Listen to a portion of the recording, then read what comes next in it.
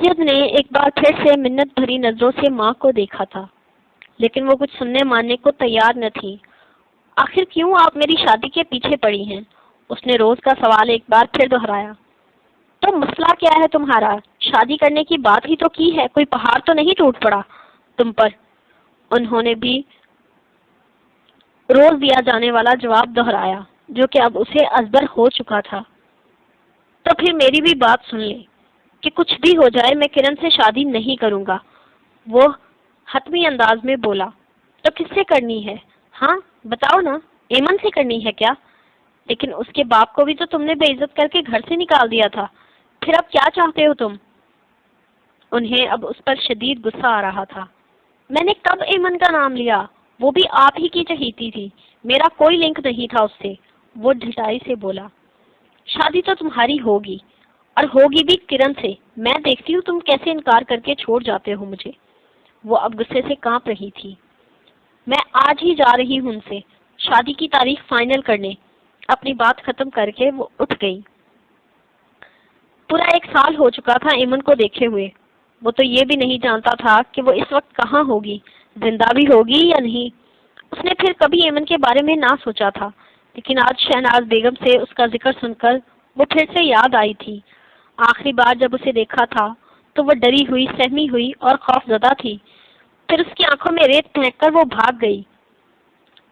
یہاں واپس آ کر وہ اپنی زندگی میں مصروف ہو گیا، مگر آج وہ پھر سے اسے سوچ رہا تھا۔ وہ کہاں گئی ہوگی؟ یہی سوال اس کے ذہن میں گردش کر رہا تھا۔ خیر مجھے کیا، میری بلا سے بھاڑ میں جائے، خود سے کہتے ہوئے سر جھٹک کر باہر نکل گیا۔ شہناز بیگم اس کی شادی کی تیاریوں میں مصروف ہو گئی تھی۔ وہ پہروں اکیلا بیٹھا رہتا، کسی سے بات کرنے کا دل نہیں کرتا تھا۔ سب ٹھیک ہی تو ہو رہا تھا، پھر کیوں وہ خوش نہیں ہو پا رہا تھا، مطمئن نہیں ہو پا رہا تھا؟ اس سوال کا جواب وہ کئی بار خود سے پوچھتا، لیکن جواب ندارد۔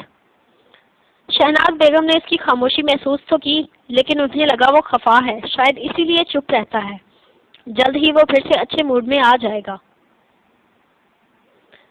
خدا سے ڈرو اسجد، اس کی لاٹھی بے آواز ہے، وہ روتے ہوئے کہہ رہی تھی، اور پھر ایک دھن سی تھی جس نے اسے اپنی لپیٹ میں لے لیا۔ اسے لگا کوئی اسے مار رہا ہے۔ وہ اپنے جسم پر لگتی ضربوں سے اٹھنے والے درد کو محسوس کر سکتا تھا۔ وہ چیخ رہا تھا، چلا رہا تھا، لیکن ہر ضرب پہلے سے زیادہ دردناک ہوتی۔ اس کی آنکھ کھل گئی۔ تو وہ خواب تھا؟ وہ پوری طرح پسینے سے بھیگا ہوا تھا۔ نہیں، اس نے محسوس کیا تھا، اس درد کو محسوس کیا تھا۔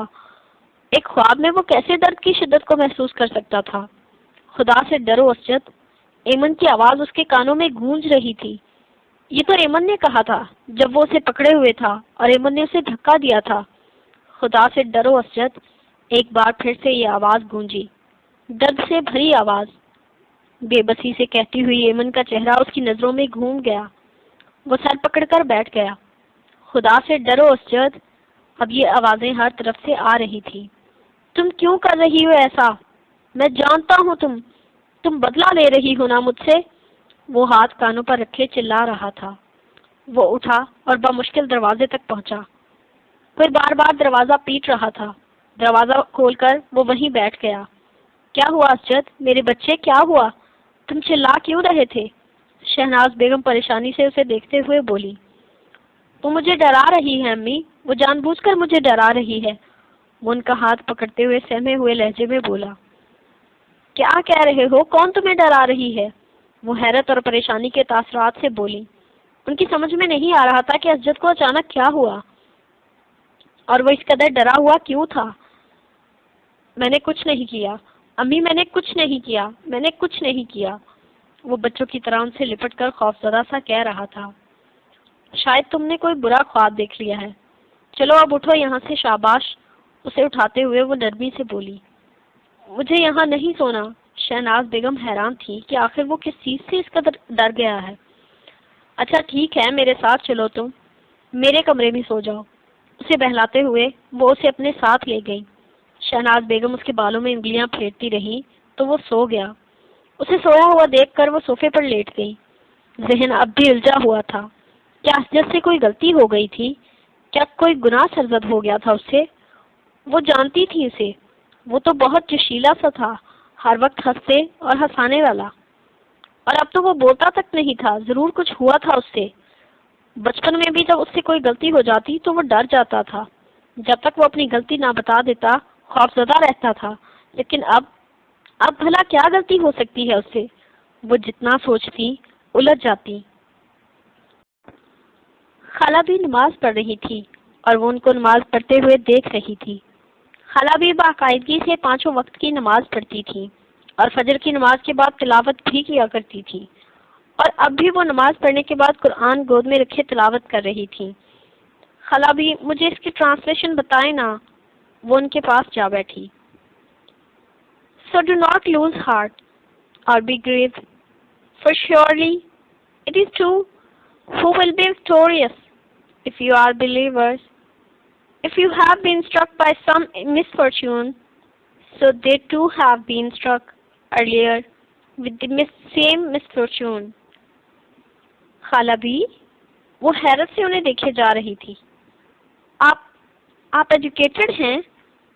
وہ شوق کسی کیفیت میں تھی۔ اور تم ہمت نہ ہارو، نہ ہی غم کرو، اور تم ہی غالب آؤ گے۔ اگر تم ایمان رکھتے ہو، اگر تمہیں کوئی زخم لگا ہے تو ان لوگوں کو بھی اس طرح کا زخم لگ چکا ہے۔ اسجد کی کیفیت دن بدن خراب ہوتی جا رہی تھی۔ وہ رات کو سوتے ہوئے ڈر جاتا تھا، کبھی کبھی بیٹھے بیٹھے رونے لگ جاتا۔ شہناز بیگم کی تو نیندیں اڑ چکی تھی۔ اسجد کی شادی میں بھی کم وقت رہ گیا تھا، وہ کسی کو کچھ بتا بھی نہیں سکتی تھی۔ اب انہیں ایک مشکل فیصلہ کرنا ہی تھا اپنے بیٹے کے لیے۔ اسجد چلو باہر چلتے ہیں نا، تمہارا موڈ بھی اچھا ہو جائے گا، پہلے تو آپ نے ایسا کبھی نہیں کہا۔ ہاں وہ جذبز ہوئی۔ اسجد اب بھی ان پر نظر جمائے ہوئے تھا، وہ اس سے جھوٹ نہیں بول سکتی تھی۔ میں سوچ رہی تھی کہ تمہیں فزیکولوجسٹ کے پاس لے چلوں، دیکھو نا تمہاری طبیعت دن بدن کتنی خراب ہوتی جا رہی ہے، وہ اسے سمجھاتے ہوئے بولی۔ آپ کہنا چاہتی ہیں کہ میں پاگل ہو گیا ہوں؟ کیا بات ہے، وہ افسوس سے سر ہلاتے ہوئے بولا۔ میں پاگل ہو گیا ہوں کیا؟ وہ نہایت طائش میں آگے بڑھا۔ بولے نا۔ شہناز بیگم ڈر گئی۔ وہ جارحانہ انداز میں آگے بڑھ رہا تھا۔ اس نے ٹیبل کو الٹا دیا، چھناکے کی آواز سے کئی چیزیں ٹوٹی۔ اسجد وہ میں ان کی سمجھ میں نہیں آ رہا تھا کہ کیا کہیں۔ ایک غصے بھری نظر ان پر ڈال کر وہ باہر نکل گیا۔ شہناز بیگم سر پکڑ کر بیٹھتی چلی گئی۔ کس چیز کی سزا مل رہی تھی ان کو؟ وہ حیرت سے خالہ بھی کو دیکھ رہی تھی، اس کی آنکھیں نم ہو چکی تھیں۔ ہمارے رب نے ہمیں ہمت ہارنے سے منع کیا ہے، کسی ایک غم کو لے کر بیٹھ جانے سے بھی منع کیا ہے۔ ہاں اگر کسی نے تمہیں غم دیا ہے، تکلیف دی ہے، ظلم کیا ہے تو تمہارا رب انصاف کرنے والا ہے۔ وہ تمہارے رب کے غضب سے نہیں بچ پائے گا، کیونکہ وہ انصاف کرتا ہے۔ یہ دنیا مکافات عمل ہے بیٹا۔ خالہ بھی بول رہی تھی اور اس کا چہرہ آنسوؤں سے تر تھا۔ آنسو مسلسل پلکوں کی باڑ توڑ کر بہہ رہے تھے۔ ہر معاملہ ہمیں اللہ پر چھوڑ دینا چاہیے۔ ہم کچھ اختیار نہیں رکھتے، مگر وہ تو رکھتا ہے نا۔ وہ تو بس کامل یقین مانگتا ہے انسان سے اور کچھ نہیں۔ پھر یہ نا امیدی اور مایوسی کیوں میرا بیٹا؟ میرا رب، تمہارا رب مایوسی اور نا امیدی کو پسند نہیں کرتا۔ تم اسے جیسا سوچتے ہو ویسا ہی پاتے ہو۔ وہ تو غالب اور حکمت والا ہے۔ خالہ بھی ٹھہر ٹھہر کر نرم لہجے میں بول رہی تھی۔ وہ سن رہی تھی، سمجھ رہی تھی، آنکھوں سے آنسو جاری تھے۔ اللہ تعالیٰ فرماتا ہے، بے شک وہ دلوں کا حال بہتر جانتا ہے۔ وہ تو ہماری شہرک سے بھی زیادہ قریب ہے۔ تو پھر ہم کیوں یہ سوچ لیتے ہیں کہ وہ ہماری نہیں سنتا، وہ ہمیں نہیں جانتا؟ ایسا کیوں کہتے ہیں ہم؟ کیا ہمارا ایمان اس قدر کمزور ہوتا ہے کہ ہم ذرا سی آزمائش پر ڈگمگا جاتے ہیں؟ وہ باتیں اسے سکون دے رہی تھی، اپنے رب کی پہچان دے رہی تھی۔ آنسو تھے کہ تھم نہیں رہے تھے، اور وہ چاہتی تھی کہ وہ بہہ جائیں، اس کے اندر کا ہر غم، ہر درد ساتھ لے کر بہہ جائیں۔ تمہیں اپنے رب سے شکایت ہے کہ اس نے تم سے تمہارے ماں باپ کو دور کر دیا، تمہیں دربدر کر دیا، لیکن تمہیں بچایا کس نے؟ 3 دفعہ عزت کے چنگل سے بچ کر آئی ہو، وہ ریت جس کی وجہ سے تم اس دن بچ کر بھاگی تھی، کیا کبھی سوچا کہ وہاں کیسے موجود تھی؟ یقیناً تمہارے رب کی مصلحت تھی، اور پھر تم ایک محفوظ جگہ پر آ گئی۔ یہاں لانے والا کون تھا؟ ان کا ایک ایک لفظ اس کے دل میں اتر رہا تھا۔ ایسا لگتا تھا اس کے اندر لگی آگ پر نرم نرم پھوار پڑ رہی ہو۔ سکون پھیلتا جا رہا تھا۔ وہ اگر آزمائش میں ڈالتا ہے تو نکالتا بھی تو وہی ہے۔ وہ ان کے سینے سے لگ کر رونے لگی۔ خالابی کی آنکھیں بھی بھیگ گئی۔ وہ اس لڑکی کو زندگی کی طرف واپس لانا چاہتی تھی، اس طرح ہارے ہوئے، مایوس ہوتے ہوئے نہیں دیکھ سکتی تھی۔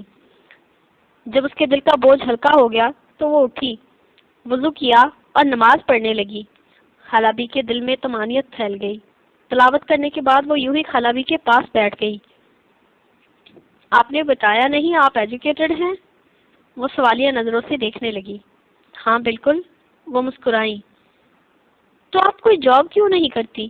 اس طرح لوگوں کے گھروں میں کام کیوں کرتی ہیں؟ وہ حیران تھی۔ کبھی کبھی وقت اور حالات کے مطابق چلنا پڑتا ہے۔ وہ اسے دیکھ کر مسکرائیں۔ وہ بھی مسکرا دی۔ شہناز بیگم کو لگا کہ شادی کے بعد اسجد کا مائنڈ ڈیولپ ہو جائے گا تو وہ اس کیفیت سے بھی نکل آئے گا۔ یہ سب کیوں ہو رہا تھا، اس بات کی انہیں سمجھ نہیں آ رہی تھی۔ مجھے معاف کر دے امی، ان کے پاس بیٹھتے ہوئے بولا۔ پتہ نہیں کیا ہو گیا تھا مجھے، میں نے کیوں کیا وہ سب، مجھے خود نہیں پتا۔ وہ بہت اداس اور الجھا ہوا لگ رہا تھا۔ کوئی بات نہیں بیٹا، وقت گزرنے کے ساتھ ساتھ سب ٹھیک ہو جائے گا، وہ اسے غور سے دیکھتے ہوئے بولی۔ کیا کوئی غلطی سرزد ہو گئی ہے تم سے؟ انہوں نے جھجکتے ہوئے پوچھا۔ وہ بنا کوئی جواب دیے اٹھ گیا۔ کیا بتاتا وہ ان کو کہ غلطی نہیں، گناہ ہوا ہے اس سے۔ وہ ایک بار ایمن سے معافی مانگنا چاہتا تھا تاکہ اسے سکون مل سکتا، لیکن کہاں سے ڈھونڈتا اس کو؟ اب اس گناہ کا بوجھ دن بدن بڑھتا جا رہا تھا۔ وہ تڑپ رہا تھا، دل ہر وقت اداس رہتا، خوفزدہ رہتا۔ اسے کہیں سکون نہ مل پا رہا تھا۔ ایمن کو بھی تو ویسے ہی بے بس کرنا چاہتا تھا، اور اب وہ خود ہی اس بے بسی کا شکار تھا۔ اسجد کی شادی دھوم دھام سے ہوئی تھی۔ اسے کوئی خوشی نہیں ہو پائی تھی۔ ایسا لگتا تھا جیسے جذبات نام کی چیز سے کبھی اس کی واقفیت تھی ہی نہیں۔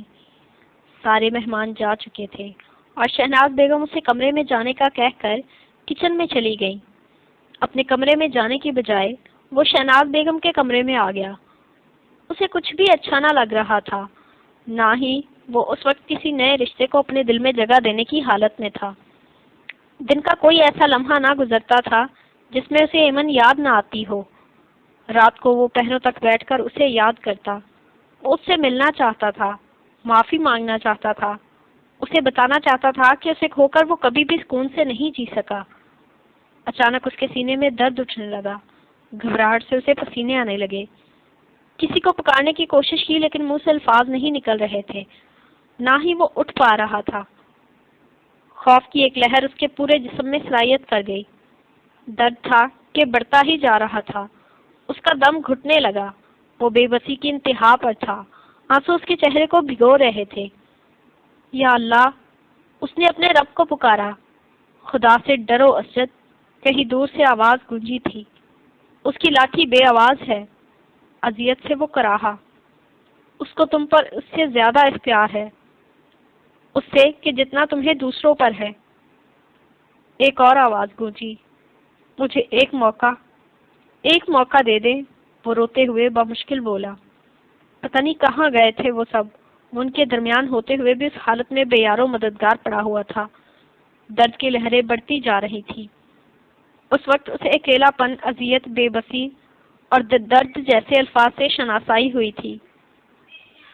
کوئی تو مجھے بچانے آئے، گھٹی گھٹی سی آواز اس کے حلق سے نکلی۔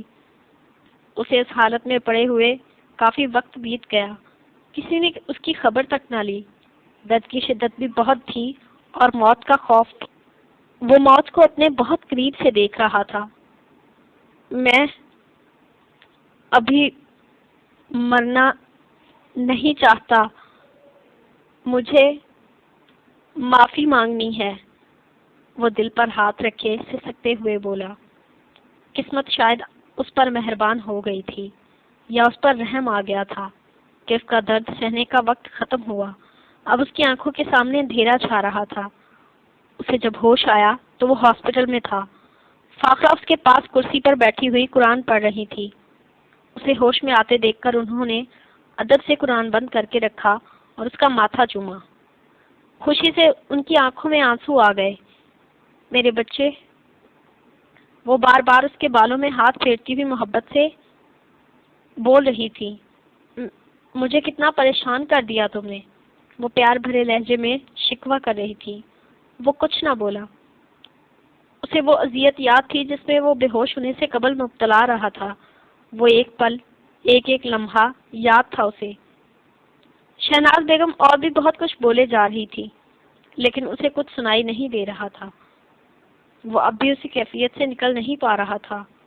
وہ زندہ تھا، مطلب اسے واقعی ایک اور موقع دیا جا چکا تھا اپنی غلطیاں سدھارنے کا۔ سورۃ النور، آیت نمبر 21۔ اے ایمان والو، شیطان کے نقش قدم پر مت چلنا، اور جو شخص شیطان کے نقش قدم پر چلے گا تو وہ بے حیائی اور برائی کا حکم دے گا۔ اور اگر تم پر اللہ کا فضل اور اس کی رحمت نہ ہوتی تو تم میں سے ایک شخص بھی کبھی پاک نہ ہوتا، مگر اللہ جسے چاہے پاک کر دیتا ہے، اور اللہ خوب سننے اور جاننے والا ہے۔ وہ کافی عرصے بعد آج مسجد آیا تھا، جہاں عشاء کی نماز کے بعد امام مسجد ایک آیت کا ترجمہ اور مفہوم سمجھاتے تھے۔ اسے اسپتال سے آئے ہوئے ایک ہفتہ ہو چکا تھا، اور اب تک اس کی ایک بار بھی کرن سے بات نہیں ہوئی تھی۔ وہ پوری توجہ سے انہیں سن رہا تھا۔ شیطان تو ہمیں ہر برے کام کی طرف راغب کرتا ہے۔ یہ تو وہی شیطان ہے جس کا ذکر قرآن میں ہے۔ اس طرح سے ہوا ہے۔ الاسراء، آیت نمبر 61۔ اور جب ہم نے فرشتوں کو کہا آدم کو سجدہ کرے تو سب نے سجدہ کیا سوائے ابلیس کے۔ اس نے کہا، کیا میں اسے سجدہ کروں جسے تو نے مٹی سے پیدا کیا ہے؟ پھر کہا، مجھے بتاؤ، یہی ہے وہ جسے تو نے مجھ پر فضیلت دی؟ اگر تو نے مجھے قیامت کے دن تک مہلت دے دی تو قلیل مقدار کے سوا میں اس کی سب اولاد کی جڑیں ضرور کاٹ دوں گا۔ فرمایا، دور ہو جا، ان میں سے جو کوئی تیری پیروی کرے گا تو تم سب کے لیے جہنم کی سزا ہی یقیناً مکمل سزا ہے۔ وہ تھوڑے توقف کے بعد پھر سے بولے، تو جب ہمیں واضح طور پر بتا دیا گیا ہے کہ شیطان ہمارا کھلا دشمن ہے، تو پھر بھی آخر ہم اس کی پیروی کیوں کرتے ہیں اور اپنے رب کی ذات کو، اس کے احکامات کو نظر انداز کر دیتے ہیں؟ کیوں؟ لیکن اللہ تعالیٰ اپنے بندے پر کرم کرنے والا ہے، اس لیے وہ اسے معاف بھی کر دیتا ہے اور پاک بھی، اگر کوئی سچے دل سے اس کی طرف رجوع کرے تو۔ وہ اپنی بات ختم کر کے اٹھ گئے۔ لوگ بھی اٹھ کر جانے لگے۔ وہ گمسم صاحب وہیں بیٹھا تھا، یہاں تک کہ اس کے سوا سب چلے گئے۔ فضل صاحب آہستہ آہستہ، ٹھہر ٹھہر کر اور نرمی سے بولتے تھے، اس لیے ان کی بات دل پر اثر چھوڑ جاتی تھی۔ وہ یہاں سے جانا نہیں چاہتا تھا، لیکن کیا کرتا؟ وہاں سے اٹھا اور فضل صاحب کی رہائش گاہ کی طرف چل دیا، جو کہ مسجد کے ساتھ ہی تھی۔ دروازہ کھٹکھٹانے پر فضل صاحب ہی باہر آئے۔ جی، کوئی کام تھا برخوردار؟ اسے خاموش دیکھ کر انہوں نے پوچھا۔ کیا آپ مجھے اپنا کچھ وقت دے سکتے ہیں؟ وہ احترام سے بولا۔ وہ لڑکا انہیں بہت ہی الجھا ہوا لگا تھا۔ میں تمہارے ساتھ مسجد میں ہی چلتا ہوں، وہیں پر بات کر لیں گے، اسے کہہ کر وہ اندر گئے۔ شاید گھر والوں کو مطلع کرنے گئے تھے۔ وہ وہیں باہر کھڑا ہی رہا۔ تھوڑی دیر بعد وہ دوبارہ باہر آئے اور اس کے ساتھ چلنے لگے۔ وہ آگے آگے چل رہے تھے اور وہ سر جھکائے ان کے پیچھے تھا۔ اسے منزل پانی تھی، مگر راستوں کا علم نہ تھا۔ مسجد میں پہنچ کر فضل صاحب قالین پر بیٹھ گئے۔ وہ بھی ان کے سامنے بیٹھ گیا۔ جی، اب بتائیے، آپ کس سلسلے میں مجھ سے ملنا چاہتے تھے؟ وہ نرمی سے بولے۔ وہ اسے الفاظ نہیں مل رہے تھے۔ فضل صاحب نے غور سے اس کا چہرہ دیکھا۔ کیا کوئی غلطی سرزد ہو گئی ہے؟ وہ اسے اداس دیکھ کر بولے۔ میں تو یہ بھی نہیں جانتا غلطی ہے یا گناہ۔ اسے واقعی نہیں پتا تھا کہ وہ غلطی تھی یا گناہ۔ جو اس سے سرزد ہو گیا تھا۔ اس نے ایک دل کے ساتھ کھیلا تھا، بھروسہ توڑا تھا، مان توڑا تھا، دو جانوں کے ساتھ کھیلا تھا اور کسی پر زمین تنگ کر دی تھی۔ لیکن ایک بات اسے سمجھ آ گئی تھی کہ عزت دینے والی ذات خدا کی ہے، ہم کسی کو بھی اس سے محروم نہیں کر سکتے۔ اللہ تعالیٰ نے آدم کی تمام اولاد کو عزت دی ہے اور اس کا اختیار بھی صرف اس کے پاس ہے۔ اللہ نے کسی کی عزت دوسرے کے ہاتھ میں نہیں دی، تبھی تو وہ اتنی کوششوں کے باوجود ایمن کے دامن پر کوئی داغ نہیں لگا پایا تھا۔ وہ اب بھی پاکیزہ تھی۔ نہیں جانتے کیا مطلب؟ ان کی آواز پر وہ چونک کر خیالوں کی دنیا سے باہر نکلا۔ میں نے غلطی کی ہے، کسی کو دھوکہ دے کر، جرم کیا ہے کسی کو ہراس کر کے، ڈرا کے، خوف زدہ کر کے، اور گناہ کیا ہے کسی کا دامن داغدار کرنے کی کوشش کر کے، بہتان لگا کر اور دو زندگیوں سے کھیل کر۔ وہ سر جھکائے اعتراف کر رہا تھا۔ تو پھر ڈھونڈو نا خود کو، پھر پوچھنا خود سے کہ تم نے غلطی کی ہے تو کیا غلطی کی ہے، جرم کیا ہے تو کون سا کیا ہے، گناہ سرزد ہوا ہے تو وہ کیسا ہے۔ جب تک تم خود کو تلاش نہیں کرو گے تو ان سوالوں کے جواب کہاں سے، کس سے لوگے؟ وہ شائستگی سے اس کے کندھے پر ہاتھ رکھے ہوئے کہہ رہے تھے۔ خود کو تلاش کروں؟ وہ نا سمجھی سے بولا، مگر کیسے؟ وہ اب انہیں دیکھ رہا تھا۔ جب ہم برے کاموں کی طرف متوجہ ہوتے ہیں تو پہلا خیال اسے ترک کرنے کا آتا ہے کہ نہیں، یہ نہیں کرنا چاہیے۔ پہلا خیال جو فوراً دل میں آتا ہے وہ ہمیشہ اچھا ہی ہوتا ہے، لیکن زیادہ تر لوگ اسے جھٹک کر برے کام کی طرف متوجہ ہو جاتے ہیں۔ جب وہ ایسا کرتے ہیں تو ان کا دل سخت ہو جاتا ہے، اور وہی وہ وقت ہوتا ہے جب وہ خود سے دور ہو جاتے ہیں۔ بعض اوقات اور بھی وجوہات ہوتی ہیں، لیکن جب ایک بار برا کام کر لیں تو دل سخت ہو جاتا ہے۔ پھر انسان بڑے سے بڑا گناہ کرنے سے بھی نہیں ڈرتا۔ وہ رک رک کر اس کے تاثرات دیکھنے لگے۔ تم لوٹنا چاہتے ہو نا اپنی پرانی زندگی کی طرف؟ تو پہلے خود کو تلاش کرو، پھر خود سے سوال کرو۔ جب اپنے گناہوں کا، جرائم کا علم ہو جائے تو ان کا کفارہ ادا کرو، معافی مانگو اپنے رب سے، اس انسان سے جس کے ساتھ غلط کیا، لیکن اس کے لیے ضروری ہے تمہیں پتہ ہو اپنی غلطیوں کا اور احساس بھی ہو۔ اس لیے جاؤ اور جب خود کو تلاش کر لو تو میرے پاس آنا۔ وہ پیار سے اس کا کندھا تھپکتے ہوئے بولے۔ کچھ توقف کے بعد وہ بولا، تو مطلب میری واپسی کا راستہ مشکل ہے اب؟ اس کی آنکھوں کی روشنی بجھنے لگی۔ اللہ تعالیٰ فرماتے ہیں، جو کچھ تمہارے دلوں میں ہے اس پر تمہارا رب زیادہ باخبر ہے۔ اگر تم صالح ہوئے تو وہ پلٹ کر آنے والوں کے لیے یقیناً بڑا معاف کرنے والا ہے۔ الاسراء آیت نمبر 24۔ تو جب وہ خود فرما رہا ہے کہ جو پلٹ کر آنا چاہے اس کے لیے معافی ہے، تو پھر ہم کیوں خود سے کچھ بھی فرض کر لیں یا پھر مایوس ہو جائیں؟ وہ دلوں کا حال بہتر جانتا ہے، تو اگر کوئی سچے دل سے توبہ کرے، معافی مانگے تو وہ معاف کر دیتا ہے۔ اس لیے مایوس نہ ہو۔ وہ اسے سمجھا کر اٹھ گئے اور وہ ان کے الفاظ پر غور کرتا رہا۔ کافی رات ہو چکی تھی، گھر جانے کے بجائے وہ یوں ہی سڑکوں پر چہل قدمی کرنے لگا۔ عجیب سی حالت تھی دل کی۔ کبھی کہتا تھا کہ چھوڑو ان سب باتوں کو، پھر سے زندگی جیو، لیکن پھر اس رات کی اذیت یاد آ جاتی تھی اور دل ڈر جاتا تھا۔ تم مجھے چھوڑ تو نہیں دو گے نا اسجد؟ دل میں ایک آواز گونجی۔ ایسا کبھی نہیں ہو سکتا، اسجد جب تک زندہ ہے صرف تمہارا ہے۔ اپنی آواز انجان سی لگی اسے۔ کئی آنسو اس کے چہرے کو بھگو گئے، سارے منزل دھندلا گئے تھے۔ اسجد، اسجد دیکھو نا، بارش ہو رہی ہے۔ وہ دونوں ہاتھ پھیلائے خوشی سے بولی، بارش تو پہلے بھی ہوتی رہتی ہے، اس میں نیا کیا ہے؟ وہ حیرت سے اس کی محویت دیکھنے لگا۔ حد ہے یار، بندے کو اتنا انجان بھی نہیں ہونا چاہیے۔ وہ خفا ہوئی۔ بارش اب تیز ہو چکی تھی اور وہ تقریباً بھیگ چکے تھے۔ اچھا، تم سے تو انجان نہیں ہوں۔ وہ اس کے اور قریب ہوا، یہاں تک کہ ایمن کے دل کی دھڑکن منتشر ہونے لگی۔ پھر وہ جھکا۔ یہ کیا کر رہے ہو؟ وہ بامشکل اس کو پیچھے دھکیل کر بولی، موسم کو انجوائے۔ وہ ہنسا۔ امی بلا رہی ہیں، میں جاتی ہوں۔ ایمن ایمن ایمن کہاں جا رہی ہو؟ رکو نا۔ سارے منظر غائب ہو گئے۔ وہ سڑک پر اندھادھند بھاگ رہا تھا اور ایمن کو پکار رہا تھا۔ یہ کیا ہو رہا ہے میرے ساتھ؟ وہ وہیں سر پکڑ کر بیٹھ گیا۔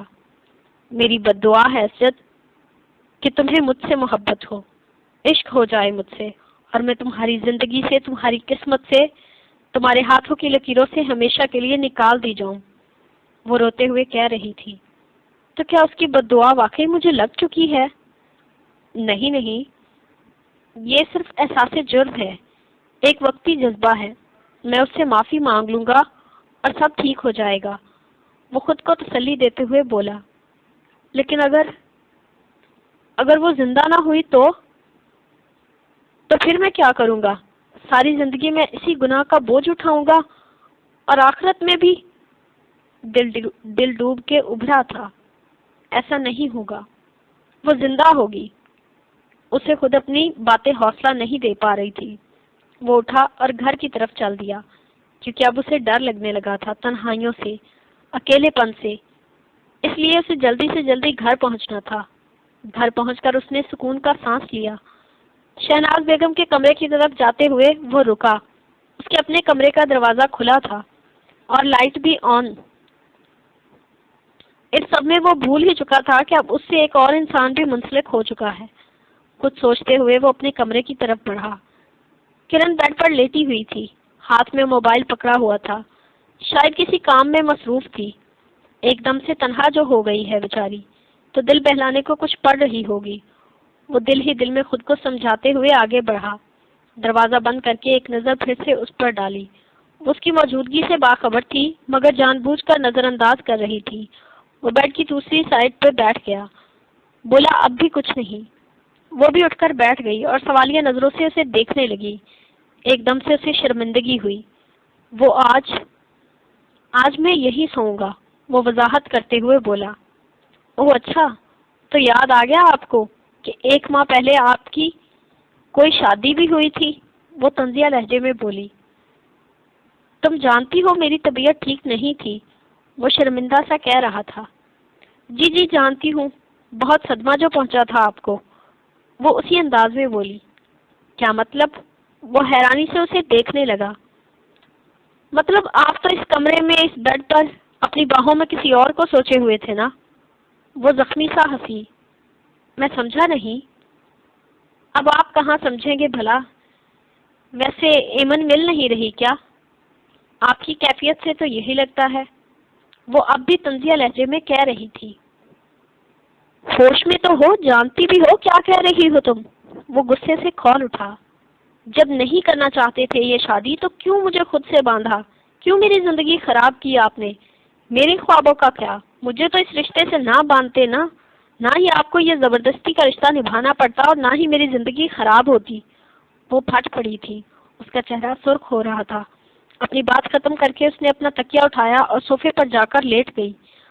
وہ تو اتنا حیران تھا کہ بولنے کو کچھ بچا ہی نہ تھا، لیکن وہ شاید ڈسٹرب تھی۔ ایک لڑکی جو شادی سے پہلے ہی جانتی ہو کہ اس کا ہونے والا شوہر کسی اور سے وابستہ ہے، اور شادی کے پورے 1 ماہ بعد وہ آج پہلی دفعہ اس سے بات کر رہا تھا، تو اس کا ناراض ہونا بنتا تھا۔ وہ اٹھا اور اس کے قریب زمین پر بیٹھ گیا۔ میں بہت ڈسٹرب ہوں پہلے سے ہی۔ میں جانتا ہوں کہ میں تمہیں وقت نہیں دے پایا، لیکن آئندہ تمہیں شکایت کا موقع نہیں دوں گا۔ جو ہوا اس کے لیے مجھے معاف کر دو۔ وہ اس کا ہاتھ پکڑ کر بولا۔ کرن نے ایک جھٹکے سے اپنا ہاتھ کھینچا۔ آپ کو شاید میری جگہ ایمن دکھ رہی ہے، جو یوں منانے کے لیے آئے ہیں۔ وہ لاجواب ہو گیا تھا۔ اس وقت وہاں سے اٹھ جانا ہی اسے بہتر لگا، کیونکہ وہ کچھ سننے کو تیار نہ تھی۔ صبح جب وہ اٹھا تو کرن سو رہی تھی۔ وہ دبے قدموں باہر آ گیا۔ اسے صبح صبح چلنے والی ہوا ہمیشہ سکون دیتی تھی، دلی سکون۔ وہ پارک میں چلا گیا۔ وہاں چند لوگ تھے جو کہ واک کی غرض سے آئے ہوئے تھے، لیکن اس کا دل کچھ بھی کرنے کو نہیں چاہ رہا تھا، اس لیے وہ بینچ پر بیٹھ گیا۔ میں خوبصورت ہوں نا؟ ایمن نے معصومیت سے پوچھا۔ ارے یہ بھی بھلا کوئی پوچھنے والی بات ہے؟ یہ تو مجھے پوچھنا چاہیے، تم تو بہت خوبصورت ہو، بہت پیاری ہو، بہت معصوم ہو۔ وہ اس کی آنکھوں میں دیکھ کر بولا تو وہ شرما گئی۔ تم ہمیشہ مجھ سے یوں ہی محبت کرتے رہو گے نا؟ وہ دل کو یقین دلانے کے لیے بولی۔ محبت بھی کبھی کم ہوتی ہے بھلا، یہ تو ہمیشہ بڑھتی ہے، اور ساتھ پا کر تو اور بھی زیادہ۔ وہ مسرور سا کہتا ہوا آگے بڑھا۔ وہ اب اس کے چہرے کو پیار سے چھوتے ہوئے بولا۔ وہ بے خود سا ہوا جا رہا تھا۔ یہ کچھ زیادہ نہیں ہو رہا؟ وہ پیچھے ہٹتے ہوئے بولی۔ تم بھی نا بہت سخت دل ہو یار، کبھی مجھے چھوڑ ہی نہ دینا، میں جی نہیں پاؤں گا۔ وہ پیچھے ہٹتے ہوئے بولا۔ پھر وہ سارے منظر دھندلا گئے۔ وہ تو اسی طرح بیٹھا تھا، سر ہاتھوں میں گرائے۔ وہ تو سخت دل نہیں ہوئی تھی، پھر وہ کیسے ہو گیا تھا؟ کیوں کر دیا تھا اس نے یہ سب؟ ایمن مجھے معاف کر دو، میں تڑپ رہا ہوں تمہارے لیے۔ میں نہیں چاہتا کہ تم میرے ہاتھوں کی لکیروں سے نکال دی جاؤ۔ میں سمجھ سکتا ہوں تم پر کیا گزری ہوگی اپنی محبت کے ہاتھوں رسوا ہو کر۔ وہ روتے ہوئے خود سے اعتراف کر رہا تھا، اور ایک بار پھر وہ خود غرض بن کر سوچ رہا تھا۔ اسے وہ یاد نہ تھی جسے اس نے ساری زندگی کے لیے اپنے ساتھ منسلک کر لیا تھا۔ وہ جب گھر داخل ہوا تو کرن اٹھ چکی تھی۔ شہناز بیگم کے ساتھ وہ کچن میں تھی۔ وہ سر جھٹک کر کمرے میں چلا گیا۔